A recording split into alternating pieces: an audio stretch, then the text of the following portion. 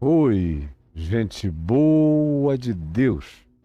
Hoje é o dia da gente deixar o Evangelho de Lucas na sequência que nós vimos acompanhando, quando se diz haverá sinais no sol, na lua, nas estrelas, e foram as descrições que eu fiz no dia de ontem sobre os seres humanos na Terra desmaiando de terror pela expectativa das coisas que sobrevirão ao mundo, pois os poderes dos céus serão abalados. E aqui em Lucas 21, 27, diz: então se verá o Filho do Homem. E aí se fala da volta visível e celestial do Filho do Homem. É nesse ponto que eu acho que voltarmos para Mateus dá uma continuidade muito mais existencial.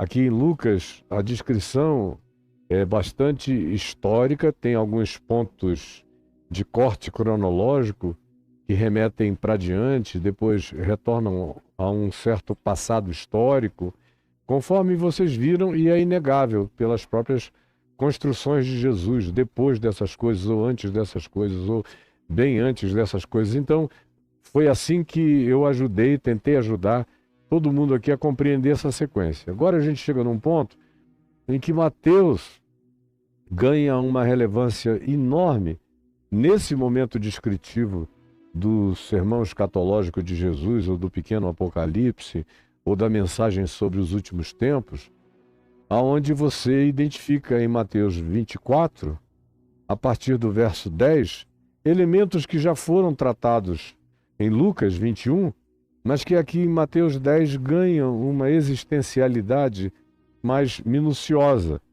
Veja no capítulo 24, no verso 10, os aspectos de existencialidade presente na pulsão dos discípulos, no que poderiam ser as pulsões do meu coração, do seu, ou as tentações, ou as dificuldades, ou as tribulações, ou as provas, ou as lutas que vão acometer a todos nós.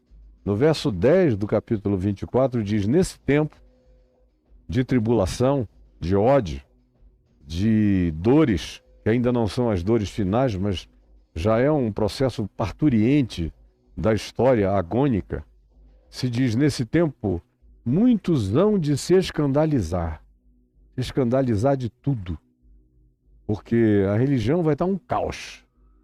Os supostos representantes de Deus, todos uma farsa. E nenhum romance mais com relação à natureza espiritual das coisas. Nenhum respeito, nenhuma reverência. Os líderes vão se tornar como Paulo diz a Timóteo, em 2 Timóteo, no capítulo 3, quando ele diz: pois o Espírito afirma expressamente que nos últimos dias muitos apostatarão da fé, e ele descreve como é que será a natureza interior desses líderes, desses pseudo-referenciais cristãos escatológicos do último tempo.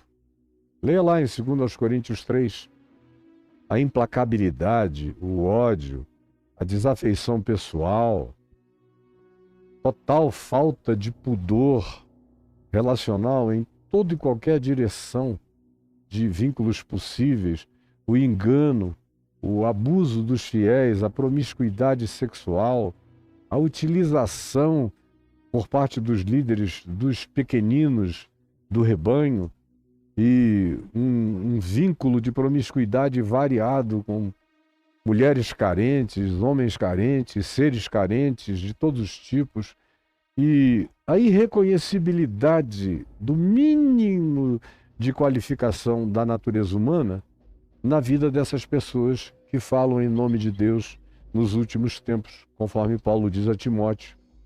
E é o que se diz aqui quando diz: muitos hão de se escandalizar por causa dessa natureza de coisas. E a gente já vê aqui a nossa volta para todo lado, e não é a primeira vez na história do chamado cristianismo, que tem 1.700 anos de idade, que a gente assiste barbaridades desse tipo, só que agora elas se universalizaram como nunca antes. Antes elas foram vaticanas, ou foram constantinoplianas, ou foram europeias, mas elas foram crescendo, crescendo, e hoje elas são planetárias, na loucura que propõem. E o escandalizar-se é algo que acomete todo o globo. Também o trair. São traições políticas, ideológicas, religiosas. São crentes que se odeiam, são líderes religiosos que se abominam, que se aborrecem, que disputam uns contra os outros como máfias que querem seus lugares de mando, de comando, de controle e de enriquecimento. E também muitos hão de odiar. Odiar não é só uma questão de mal querer, é de ódio, que provoca uma ação de natureza homicida, destrutiva, de uns para com os outros. Havendo chance, é isso que fazem. Havendo algum tipo de permissão legal, é isso que realizam, porque é isso que lhes habita o coração o tempo todo. E o verso 11 de Mateus 24 diz: e levantar-se-ão muitos falsos profetas, e enganarão a muitos, muitos, muitos. Então é esse tempo extraordinário de tribulação para todos os lados, de ódio espalhado pelas nações contra os genuínos discípulos de Jesus, e é para esses que se diz que eles, quanto mais genuínos sejam, mais odiados o serão, e que chega, todavia, um adensamento desse tempo, em que até mesmo muitos desses, que são gente boa, vão se escandalizar, e alguns vão cair no alçapão do engodo e vão trair, e vão odiar, ou vão dizer: não, de que me adianta manter puro o coração se todo mundo em volta se entrega a toda sorte de mentira, de engano e de corrupção, em nome de Deus? E é nesse contexto de cansaço, de desistência, de morte da pureza, da santidade, da separação da consciência em amor para servir a Deus e ao próximo, que é o que caracteriza a genuína santidade segundo Jesus. É nesse tempo que levantar-se-ão muitos, muitos falsos profetas, para todo lado. Como eu vejo acontecendo, tem mais falsos profetas do que qualquer outra coisa ao nosso redor. Parece que vocês é que ficaram cegos e não enxergam. Por isso é que Jesus diz: e eles enganarão a muitos, muitos enganando muitos. Uma multidão de enganadores e de enganados, fazendo uma manifestação cósmica de enganação espiritual e de toda sorte de sugestão e de asseveração, de afirmação, de gente com certezas extraordinárias, dizendo: eu sei, eu aprendi, eu vi, eu estou em contato com anjos, com seres alienígenas, com espíritos que me dão luz especial para dizer, e eles dizem coisas absolutamente ridículas ou patéticas ou contrárias a tudo quanto é o ensino de Jesus no Evangelho. E aí é nesse ambiente de espalhamento da mentira, onde os que antes foram propagadores da verdade agora se tornam o núcleo emanador de todo engano e de toda mentira planetária, que provocará a eclosão de uma quantidade enorme de falsos profetas e de enganadores e de enganados. E é por isso, é por essa causa, é a partir dessa fonte divulgadora que a iniquidade vai se multiplicar. A relativização do significado de verdade, como nós já vimos, a institucionalização da nossa era, do nosso tempo, desse nosso aeon, como sendo a era pós-verdade. Multiplicar-se-á a iniquidade nesse tempo mais do que nunca.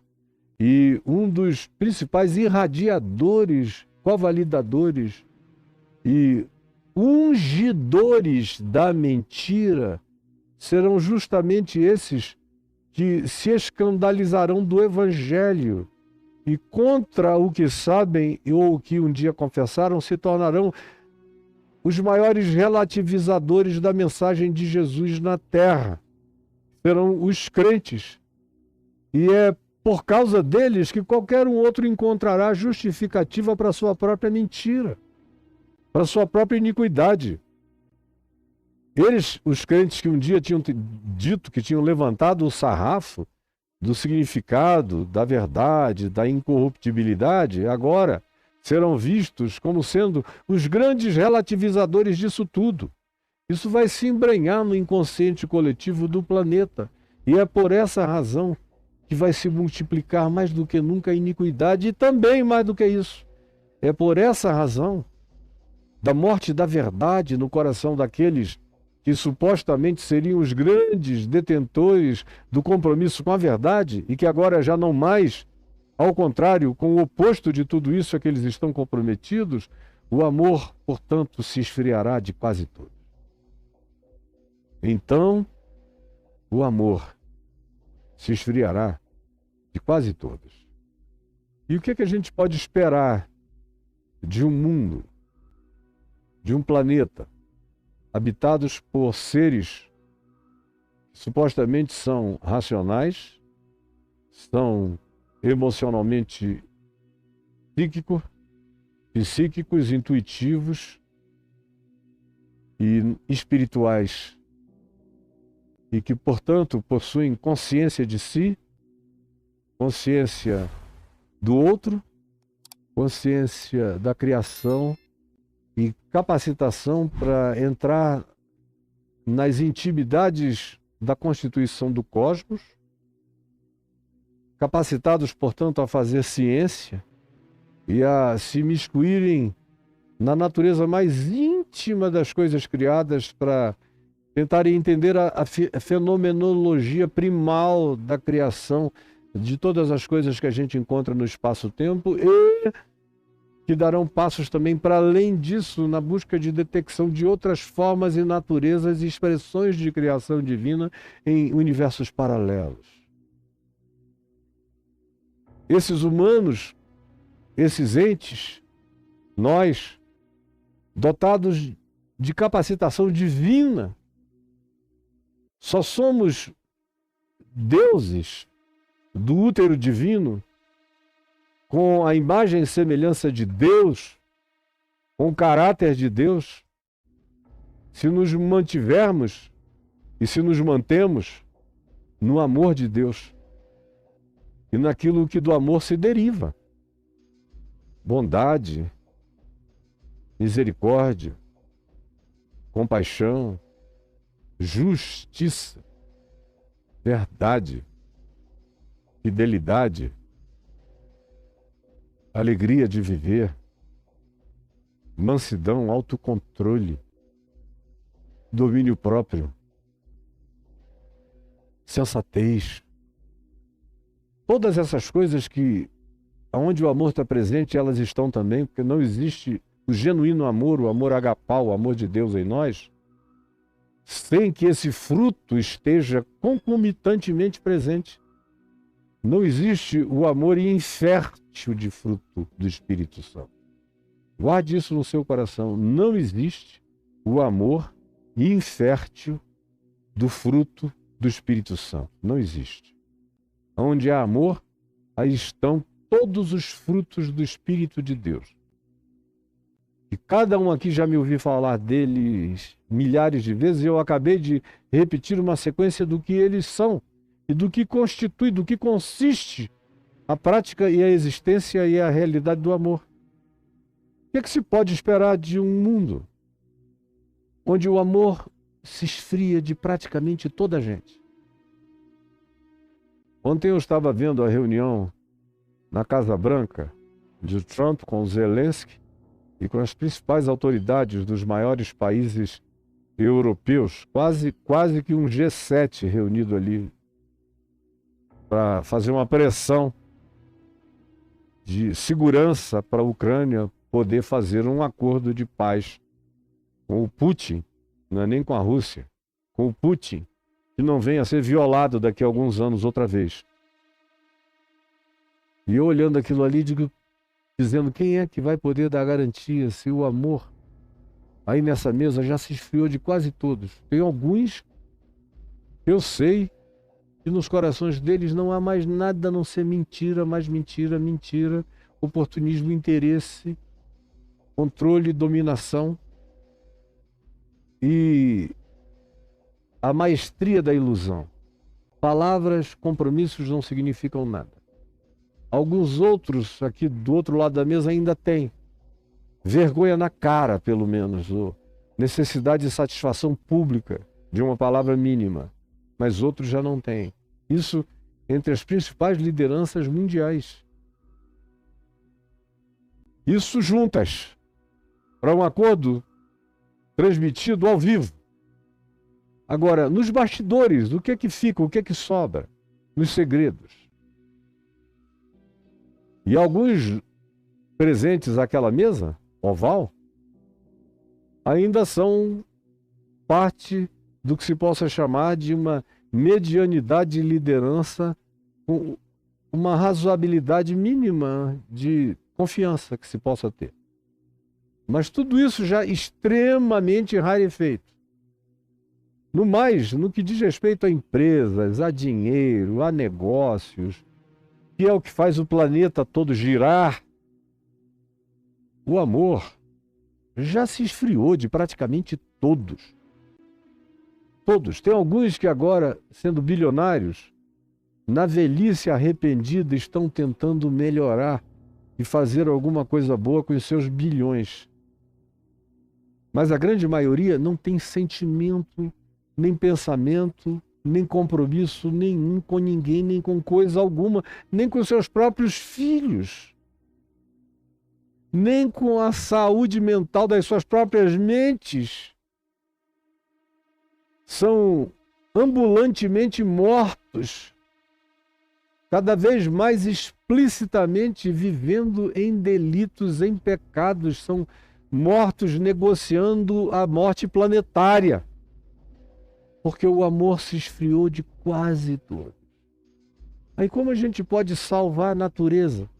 Tem amor. Tem alguns que dizem não. Se a gente trouxer o problema financeiro e colocar toda a necessidade da preservação ambiental com base em não ter prejuízos irreversíveis e irrecuperáveis na economia mundial, pode ser que a gente consiga levantar o 1 trilhão e 200 bilhões para iniciar o tratamento da terra doente, ecossistemicamente falando. Mas eu digo, nem dinheiro fará esses caras pensarem assim. Eles vão buscar outras alternativas para continuarem vivendo do mesmo jeito e, no máximo, encontrando alguns paliativos aqui ou ali ou retardamentos do processo. Mas cura substancial, significativa, profunda e engajada, como é que se pode conseguir isso com a morte do amor? Para que alguém salve os mares é preciso mais do que interesse econômico, financeiro. Você tem que amar o Criador e a criação. Senão você não tem base ética nenhuma para cuidar. A base ética para a gente cuidar da criação é o amor. A ética do cuidado, segundo Deus, segundo o Evangelho, segundo Cristo, é o amor. Não são legislações, nem medos, nem pânicos, nem punições. Se isso não se deriva do amor, como é o que a gente ainda encontra entre indígenas. Eles amam o rio porque eles bebem o rio, eles comem o rio. O rio é santo, o rio é divino. O rio é uma entidade a ser amada. A árvore é uma entidade viva, vibracional, a ser amada. Toda a existência é tratada na perspectiva relacional de amor. Eu dou e ela me dá. É uma troca, é um casamento, é uma conjugalidade. É fruto de amor. Agora, como se vai poder tratar o planeta se o resto da humanidade, ou praticamente quase todos da humanidade, desamaram? Não há esperança para nenhuma COP30, nem para COP300. Sem amor, nada aproveitará. Ainda que reúnam todos os bens e entreguem para tentar fazer alguma coisa, não haverá persistência nem continuidade, porque só a perseverança do amor realiza as coisas até o fim e até a consumação saudável de todas elas.